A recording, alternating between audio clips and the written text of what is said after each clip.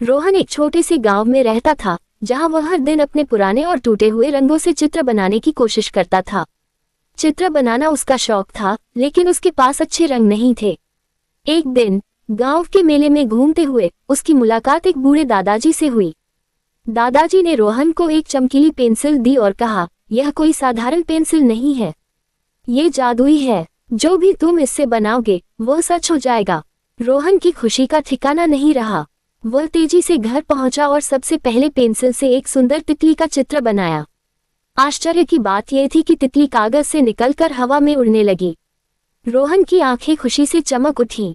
अब वह रोज इस पेंसिल से कुछ नया बनाता और मस्ती करता। एक दिन रोहन के मन में एक नटखट गिलहरी का चित्र बनाने का विचार आया।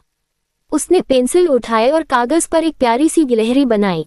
जैसे ही चित्र पूरा हुआ, गिलहरी कागज से बाहर निकल आई और घर के अंदर इधर उधर दौड़ने लगी। रोहन ने उसका नाम गिल्लू रखा। गिल्लू बहुत ही शरारती था। कभी वह रोहन के कपड़े खींचता तो कभी उसके रंग बिखेर देता, लेकिन उसकी शरारतें इतनी प्यारी थीं कि रोहन उसे बहुत पसंद करता था।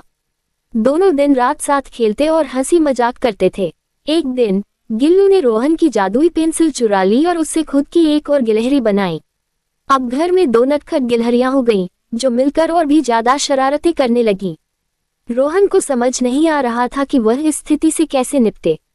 उसे अचानक बूढ़े दादाजी की बात याद आई, जिन्होंने पेंसिल का सही इस्तेमाल करने की हिदायत दी थी।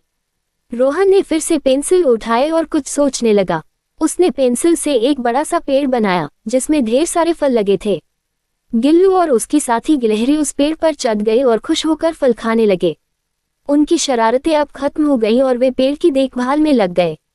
रोहन ने उस दिन सीखा कि जादू या शक्ति का सही उपयोग ही उसे सार्थक बनाता है।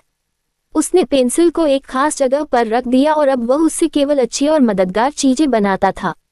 गिल्लू और उसकी साथी गिलहरी भी अब खुश थे और वे सभी मिलकर उस पेड़ के नीचे खेलते और मस्ती करते रहते थे। इस कहानी के साथ रोहन और गिल्लू की दोस्ती और मस्ती का सिलसिला यूं ही चलता रहा और गांव में उनकी कहानी सबकी जुबान पर थी।